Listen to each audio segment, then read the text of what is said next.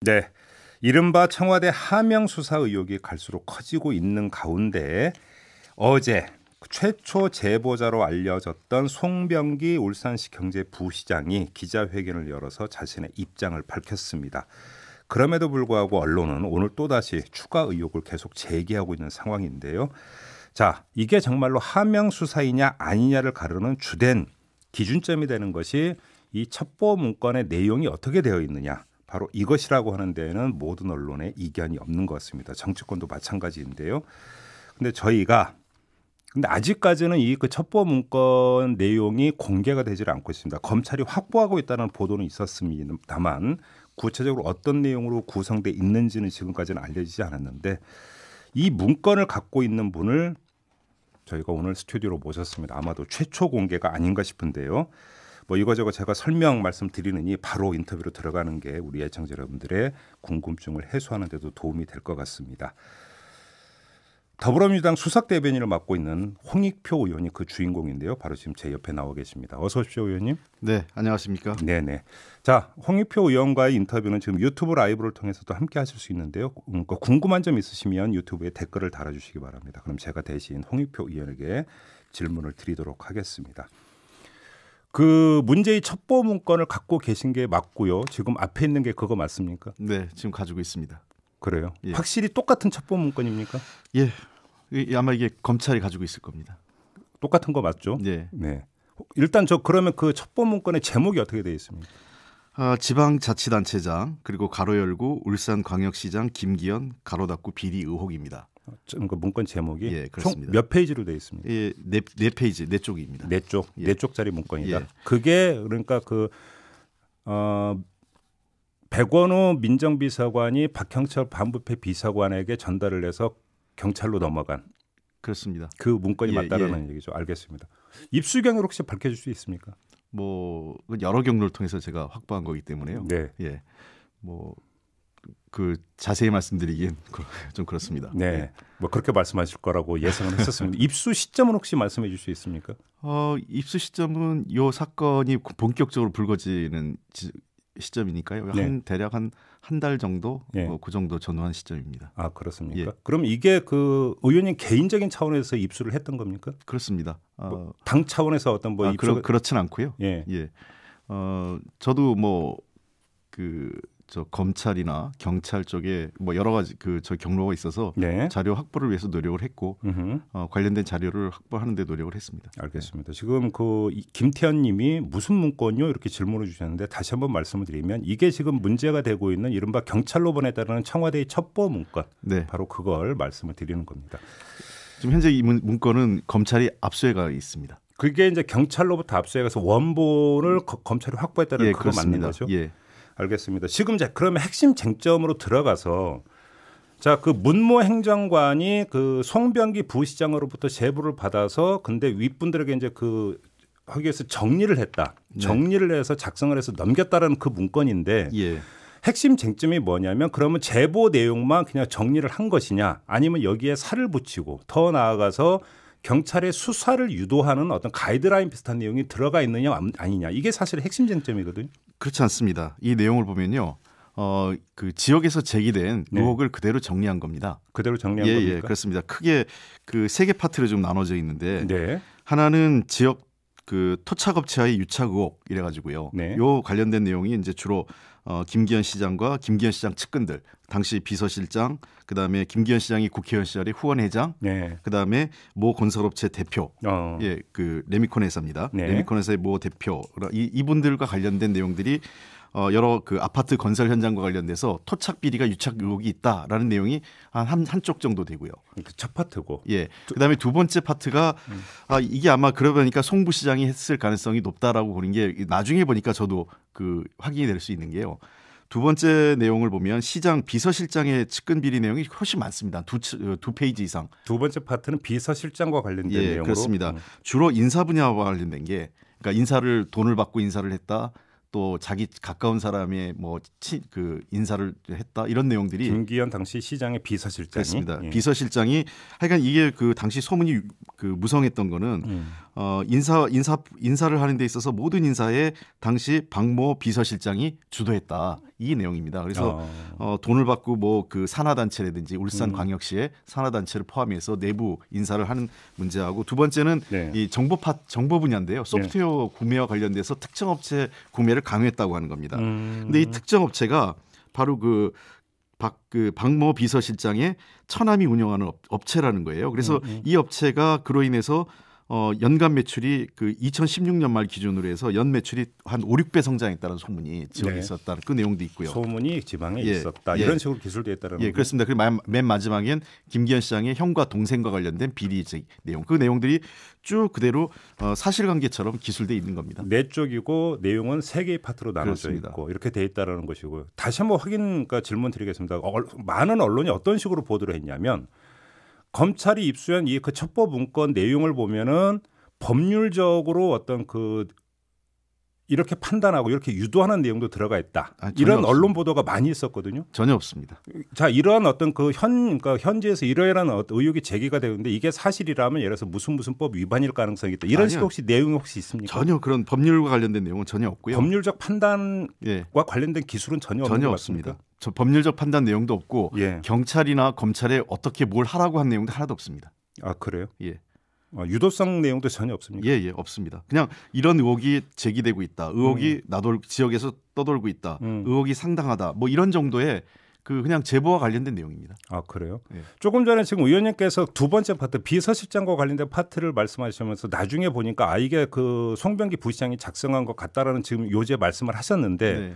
이 문건을 입수한 전후 그다음에 입수한 후에 이 그 제보자가 누구인지 전혀 몰랐습니까? 그때까지 저도 몰랐습니다. 엊그제 그러니까 예. 보도가 나오기 전까지 몰랐습니까? 몰랐습니다. 근데 이제 그럼 송병기 부시장의 사실을 알고 다시 보니까 예. 이게 제보자가 송병기 부시장일 가능성이 높다고 지금 보신다라는 말씀이십니까? 예, 그게 왜 그러냐면 예. 인사비리에 관련된 내용을 너무 구체적으로 기술하고 있어요.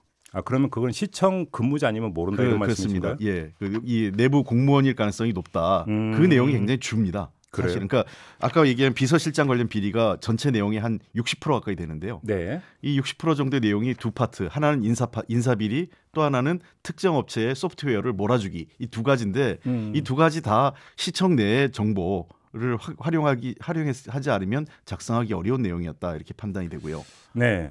일전에 저희가 황운하 그 청장하고 인터뷰를 했습니다. 그래서 이제 본인이 기억하는 그러면 첩보 내용이 무엇이냐라고 물어봤을 때 비서실장과 관련된 것이었다고 이렇게 답변을 네, 했거든요. 맞습니다. 근데 지금 여기서는 그 중요한 지금 길목에 와 있는데 의원님이 정리해 준 거에 따르면 비서실장과 관련된 내용만 있는 건 아니에요. 네네. 그렇게 본다면 황운하 청장의 인터뷰 내용은 사실과 다른 진술일 수도 있는데 또 반대로는 60%는 지금 비서실장 관련 부분이라고 했습니다. 자, 그러니까 이게 황운하 청장의 말이 그 사실일 수도 있고 사실이 아닐 수도 있다고 해석이 되는데 네. 비서실장만 있다고 얘기하면 사실이 아니겠지만 이 모든 고리의 수사는 비서실장으로 해야 되는 겁니다. 그런데 내용의 60% 정도는 비서실장입니다. 네, 그리고 실제로 김기현 시장의 비리도 조사를 하려면 네. 이 비서실장에 대한 수사로부터 시작하지 않으면 안 된다는 겁니다. 그러니까 결국은 모든 수사의 첫 그 핵심 키포인트는 비서실장 수사이기 때문에 네. 아마 제가 보기에는 바로 김기현 시장에 대한 수사보다는 비서실장에 대한 수사에 우선했지 않을까 생각됩니다. 그래요. 알겠습니다. 혹시 그 4쪽짜리 문건 말고 그 문건에 첨부되어 있는 내용은 없습니까? 첨부된 내용은 없고요. 그 외에 제가 그 확보된 내용을 보면 네. 이 고소고발 또는 이 투서가 난무했습니다. 또 네, 하나 네. 가지고 있는 문건은 이건 청와대 그 메모 자료로 해서 아마 들어갔던 것 같아요. 이것도 청와대로 갔고 경찰로도 갔고 했던 내용인데 네. 거꾸로 황운하 청장을 당시 지방경찰청장을 음해하는 문건도 있어요. 아, 그런 문건도 있었어요. 예. 잠깐만 제목이 뭐라고요? 이건 그냥 뭐 메모라고 해서 메모라고 돼 있는데. 메모라고 돼 있어 그 예를 들면 이제 울산 지역의 브로커 김모 씨하고 네. 그다음에 건설업자인 진정인 김모 씨 그리고 황운하 청장과 관계된 이 세 사람의 관계에 대해서 브로커 김모 씨하고 황운하 경찰청장이 매우 가까운 지인 관계라고 하면서 이런 쪽으로 해서 도리어 김기현 시장에 대한 무리한 수사를 하고 있다. 이런 얘기가 있고요. 황운하 청장을 공격하는 내용이네요. 그렇습니다. 근데 재밌는 거는 진정인인 김모 씨라는 지역 건설업자인데요. 예. 이 사람이 저 불거지기 1년 전부터 황운하 청장이 부임하기 1년 전에 이미 청와대에 투서를 한 겁니다. 아, 그것도 청와대에 투서된 내용입니까? 아니, 이건 아니고요. 이건 청와대에 아니고? 이미 투서를 했다는. 그러니까 그것은 아마 박근혜 정부 시절인 것 같아요. 아, 그래요? 박근혜 정부 시절에 투서를 했는데 예. 내부 조사를 하다가 검찰이 수사를 하다가 그냥 무혐의 처리했습니다. 그러니까 이 지역의 진정인인 김모 건설업자는 그거에 대해서 굉장히 억울해하고 뭐 이런 상황이 지금 울산 지역에서 아마 조금이라도 그 우리 기자분들이 현장 취재를 좀 하면 이 사건이 매우 복잡하고 토착비 오래전부터 그 지역 사회에서는 문제가 됐던 사건인 걸 인지할 수 있는데 마치 청와대에서 이 문건이 내려간 이후에 수사가 시작된 것처럼 하는 것은 아주 잘못된 거라고 생각합니다. 자, 그럼 하나 확인할게요. 지금 말씀 메모라고는 제목의 황운하 청장을 공격하는 내용의 그런 문건은 네. 일단 첫째 청와대에도 들어갔던 문건입니까? 청와대에 들어갔는지는 제가 확인할 수 없는데. 그럼 혹시 그것이 경찰청으로 이첩이 됐던 문건입니까? 이것도 경찰과 검찰에 이거 특히 이제 그 황운하 청장을 공격하는 내용이니까 검찰이나 여러 기관에 투고가 된 건 맞나요? 아, 그러니까 일종의 어떤 그러니까 검찰과 경찰에 들어갔던 투서. 그렇습니다. 내지 뭐 진정 이렇게 보면 된다라는 말씀이십니까? 그렇습니다. 그런 내용도 있었다라는 거고요. 네. 제가 좀 전에 첨부 문서가 있는지를 여쭤봤던 이유가 있는데요. 청와대의 설명에 따르면 문모 행정관이 송병기 부시장으로부터 제보를 그러니까 어떻게 받았냐면 스마트폰의 그 SNS를 통해서 받았다고 이야기를 하고 있습니다. 네. 그러면 문자 메시지나 뭐 그 메신저를 통해서 받았을 내용이 그러니까 그렇게 봐야 되는 건데 그럼 그 화면을 캡처해서 원문을 혹시 그 첨부를 하지 않았는가가 궁금해서 그러니까 질문을 드린 겁니다. 않습니다. 제가 그 내용을 좀 확인해 봤더니 네. 청와대 같은 경우는 내부망과 외부망이 분리돼 있어요. 네, 맞아요. 예, 네. 그러다 보니까 자기가 개인적으로 스마트폰에 받은 내용을 내부망에 올릴 수가 없어요. 아, 그렇습니까? 예, 연결이 안 돼 있기 때문에. 그러니까 해킹이나 침투 때문에 예, 차단하고 있는 것처럼 망분리가 돼 있는 거죠. 네. 그래서 이거를 다시 쳐가지고 문서를 만들어서 할 수밖에 없는 겁니다.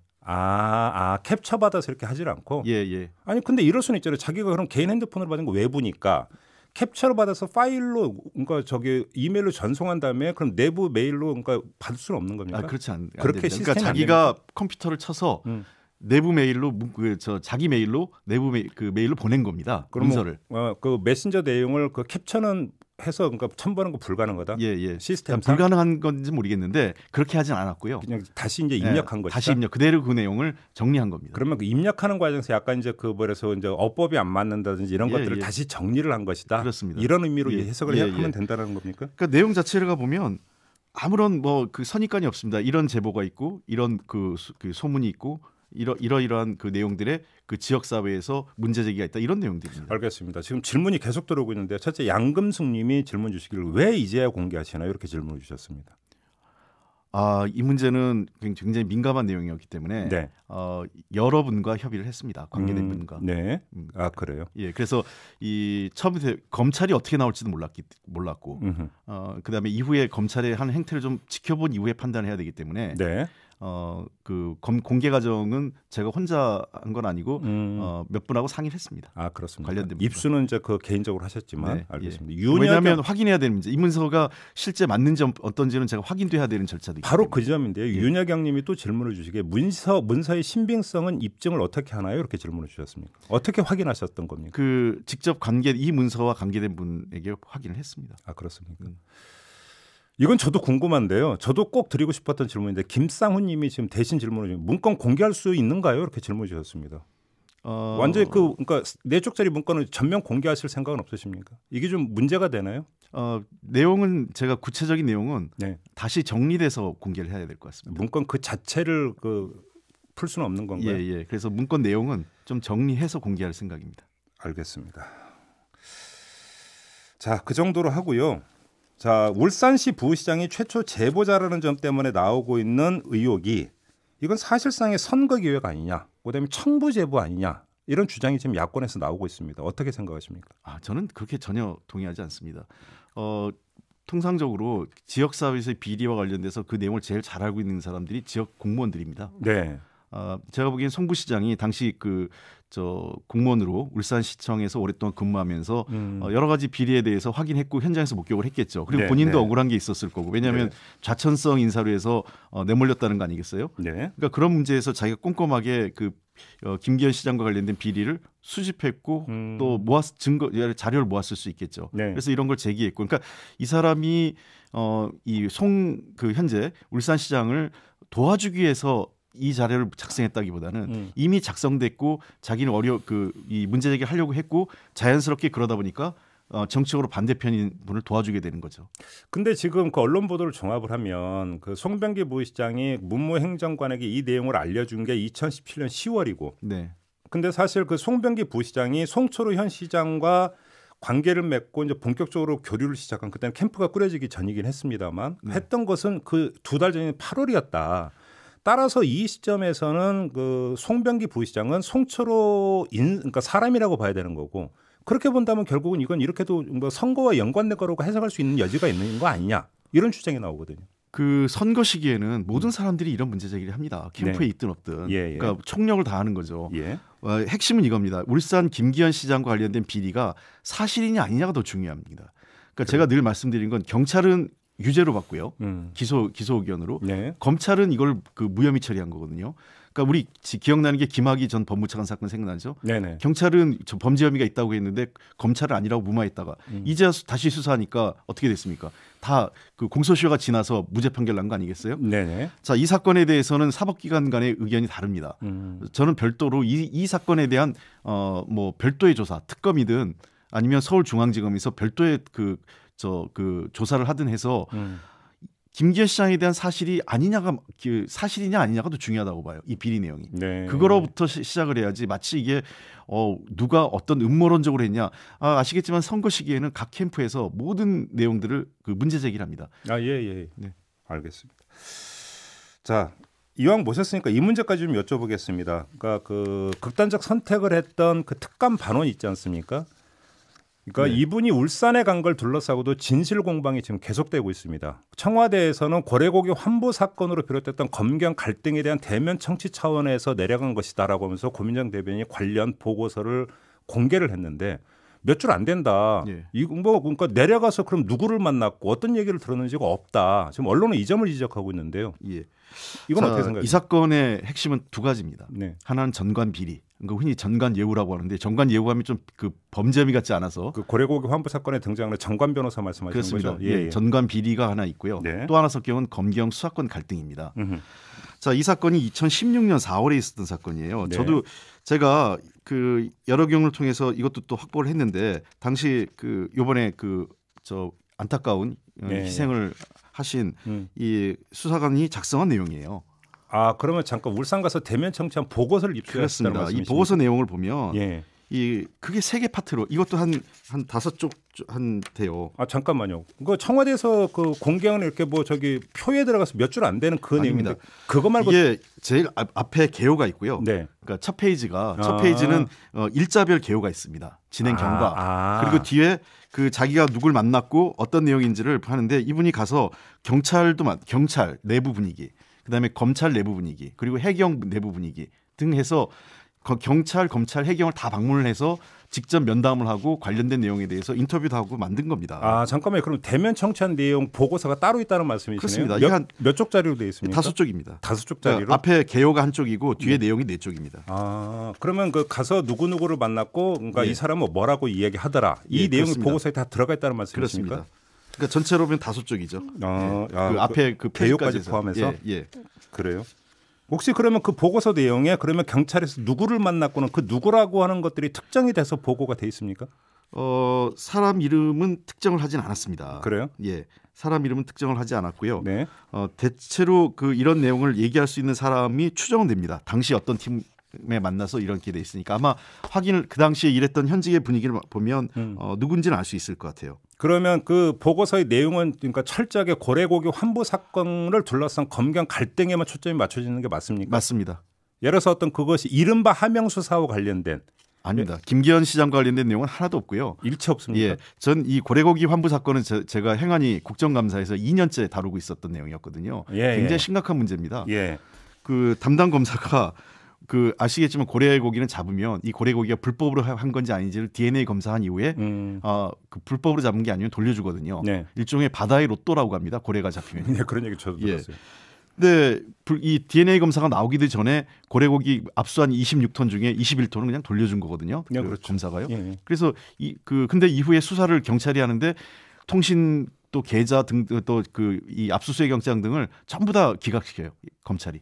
그러니까 수사를 할 수가 없고 결국은 이 사업자 한 명만 그 사법 처리된 걸로 끝나버립니다. 네네네. 이게 이제 그때 그러니까 이제 문제가 커졌던 게 담당 검사와 그 검사 출신의 정관 변호사가 결국 또 동문이다. 그렇습니다. 뭐 그리고 하면서, 이 변호사가 예. 그 울산지검 출신이에요. 네, 그러니까요. 예, 그러니까 결국은 전관 예우, 소위 전관 비리죠. 그러면 아무튼 이제 그 극단적을 선택을 했던 특감 반원이 울산에 내려갔던 이유는 청와대 설명대로 고래고기 환부 사건을 둘러싼 검경 갈등에 대해서 알아보기 위해서. 네. 그러니까 검찰이 제가 보기엔 당시 그 이분이 내려가서 누굴 만났는지만 현장 조사만 하면 무슨 얘기를 했는지 알 수 있는데 그건 그 모르쇠로 일관하면서 이분한테 어떤 조사 그 압박을 한 것 아니냐는 겁니다. 자, 그 관련해서 그 검찰이 이 그 돌아가신 분을 별건 수사를 압박을 했던 거 아니냐는 의혹이 잠깐 제기된 바가 있는데요. 네. 그 근거가 있는 이야기입니까? 아니 아직 그 저희들도 확인할 수가 없는데 네. 글쎄요. 통상적으로 그 마지막 그 메모를 유서 중에 한 내용을 그 지금 그 검찰총장 윤석열 검찰총장 앞으로 가족들을 부탁한다. 이게 좀 무슨 의미인지 모르겠어요. 지금 8693님이 문자 주셨는데요. 조금 전에 이제 그 특감반원의 보고서 누굴 만났는지 안 적혀 있으면 다시 말해서 실명이 안 적혀 있으면 문서를 조작하거나 없던 문건을 새로 작성할 수도 있다라는 합리적 의심을 유발합니다라고 지적을 해주시는데 어떻게 받아들이십니까? 그러니까 이 문제는 검찰이 네. 의심이 되면 이 문서의 내용이 사실인지 아닌지는 그 가서 조사를 하면 되는 거죠. 그렇죠. 사실 이제 지금 포렌식이 아직까지는 안 됐다라는 소식은 안 들려오는데 만약에 된다면 통화 내용만 봐도 금방 나오는 그렇습니다. 거죠. 그리고 이 당시에 이게 굉장히 문제가 됐기 때문에 네. 충분히 그 고래고기 환부 사건에 대해서 검경 수사권과 관련된 갈등이 현장에 너무 심했어요. 네네네. 그래서 이건 충분히 청와대로서는 민정으로서는 관심이 있는 사안이었다고 봅니다. 알겠습니다.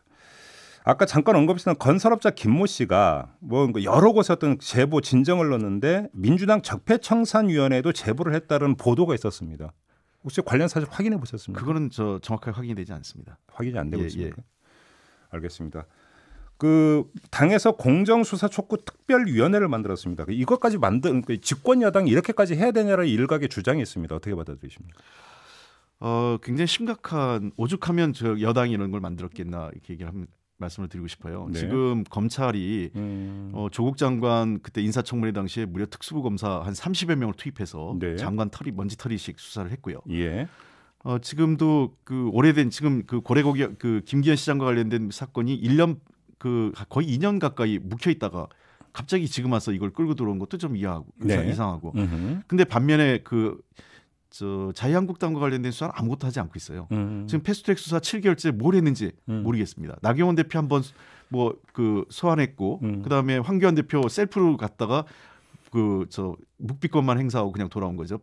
그러니까 아무런 수사하지 않고 지금 황교안, 나경원 저희들 또 여러 시민단체나 우리 당이 고발한 그 외에 여러 가지 사건이 있는데 아무것도 수사를 하지 않고 있어요. 저는 네. 그러다 보니까 자꾸 우리 당에서 의심스러운 거는 이 공수처 반대, 사법개혁 반대와 관련돼서 자유한국당과 검찰이 무슨 거래가 있는 거 아니냐라는 의혹 제기까지 나오고 있는 겁니다. 아, 그래요. 알겠습니다. 조금 전에 이제 그 의원님도 특검 얘기를 잠깐 했는데 조혜원님도 이 정도면 특검 가야 합니다라는 그 문자를 보내주셨는데 필요하다면 특검까지도 검수할 수 있다. 이해찬 대표도 비슷한 얘기를 했던 것 같은데요. 네네. 이게 당의 방침입니까?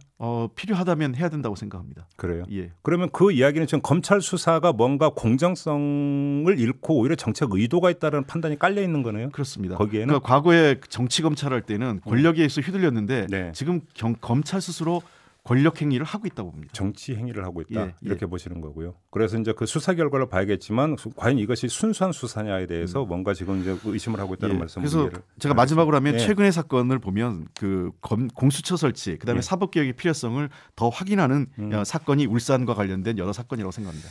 알겠습니다. 이제 마무리를 해야 될 것 같습니다. 자, 오늘 말씀 잘 들었고요. 고맙습니다. 예, 감사합니다. 네, 지금까지 더불어민주당 수석대변인을 맡고 있는 홍익표 의원과 함께했습니다.